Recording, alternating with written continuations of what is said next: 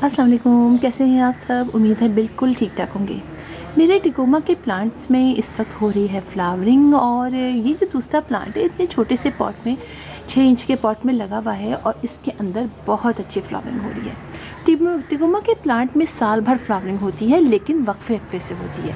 पहले फ्लावरिंग होती है कुछ अर्से, फिर रुक जाती है, उसके बाद दोबारा होती है और गर्मियों में तो बहुत ही अच्छी होती है। सर्दियों में थोड़ा सा समझिए आप, ये रेस्टिंग फेज़ में थोड़े अर्से के लिए चला भी जाता है। और इस प्लांट जो टिकोमा का जो प्लांट है इसमें वाइन भी होती है, यानी ये प्लांट भी होता है, एक बुशी प्लांट भी बनता है और इसी के साथ इसकी वाइन भी होती है, जो वो भी बहुत खूबसूरत लगती है। और इसमें कई कलर्स के टिकोमा के प्लांट होते हैं, जिसमें येलो भी होता है, पिंक है, इसी तरह लाइट पर्पल है, बहुत प्यारे होते हैं। और इसमें भी आप देखिए, इसमें भी दो तरह के आपको फ्लावर्स दिखेंगे। एक देखिए आप इस तरह के प्योर पूरे ऑरेंज है और इसके अंदर देखिए, इसके अंदर थोड़ा सा येलोइश कलर भी आया हुआ है। तो दोनों ही प्लांट में फ्लावरिंग हो रही है और ये काफ़ी हार्डी प्लांट है। टिकोमा का प्लांट काफ़ी हार्डी प्लांट होता है और स्पेशली अगर बिगनर्स इसको लगाना चाहें तो उनके लिए तो ये बहुत ही अच्छा प्लांट है और काफ़ी यानी इजी टू ग्रो प्लांट है और हार्डी प्लांट है। इस प्लांट को सनलाइट में जितना ज़्यादा रखते हैं उतनी ही अच्छी इसके अंदर फ्लावरिंग होती है। मेरे दोनों ही प्लांट, ये थोड़े कम देर के लिए सन में रहता है, लेकिन ये वाला देखिए आप कितनी अच्छी फ्लावरिंग इसके हो रही है। और हर जगह देखिए इसमें कलियाँ भी बन रही हैं, ये देखिए सब जगह कलियाँ बन रही हैं, सब जगह इसके अंदर भी देखिए कली बन रही है। और ये रखा है तकरीबन 5 से 6 घंटे की डायरेक्ट सनलाइट में।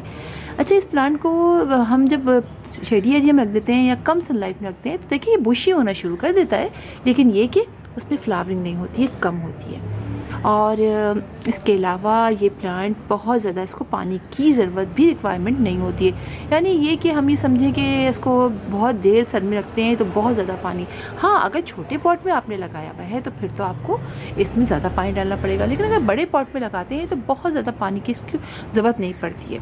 गर्मियों में हाँ, हम 1 से 2 दिन अगर ना भी पानी डालें तो ये बर्दाश्त कर लेता है प्लांट, इसके बाद हम पानी डाल देते हैं।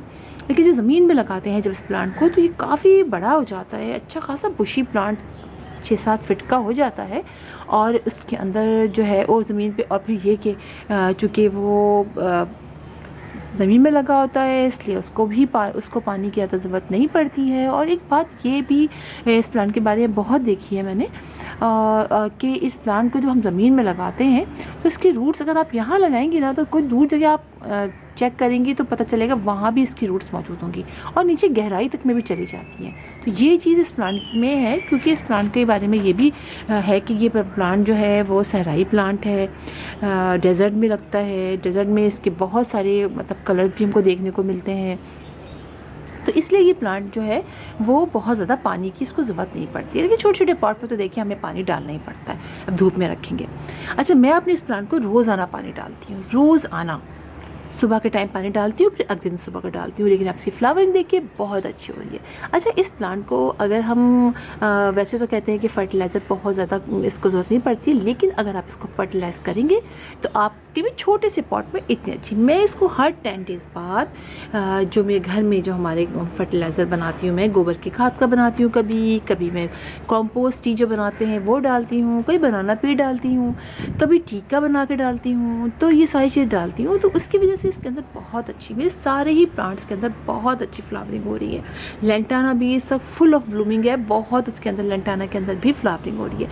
तो ये सारे प्लांट को अंदर आप सिर्फ लिक्विड फर्टिलाइज़र दे दीजिए, पॉट में लगाते हैं, और वो भी आप सिर्फ समझिए आप जो ऑर्गेनिक होते हैं वही आप दे दीजिए, और ज़्यादा आपको कुछ डालने की ज़रूरत नहीं पड़ेगी।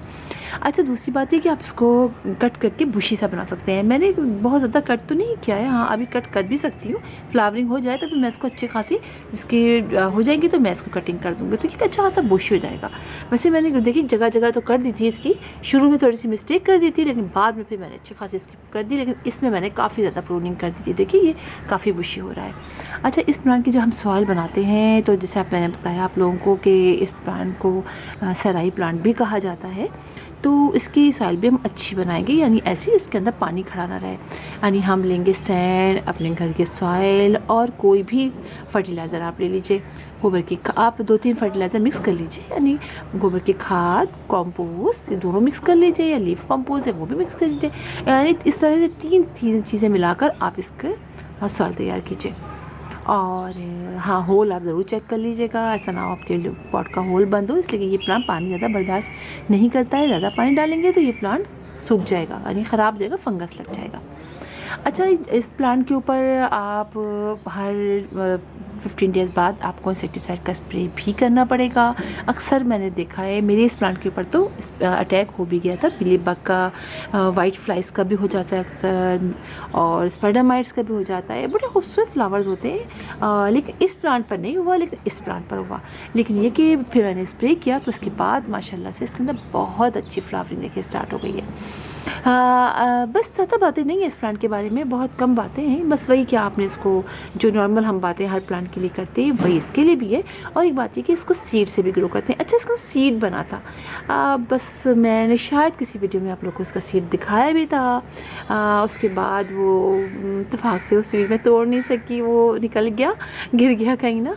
तो ये सीड भी से भी ग्रो करते हैं और कटिंग भी बहुत ईज़िली इसकी लग जाती है। तो फिर आप इसको दोनों तरीक़ों से लगाइए, लेकिन लाइए ज़रूर। इसके सारे ही जो फ्लावर जो हैं, इसके कलर्स हैं टिकोमा के, बहुत प्यारे हैं। येलो वाला तो मुझे, और पर्पल जो है वो बहुत ही, जो पिंक जिसे कहेंगे, बहुत ही खूबसूरत लगता है।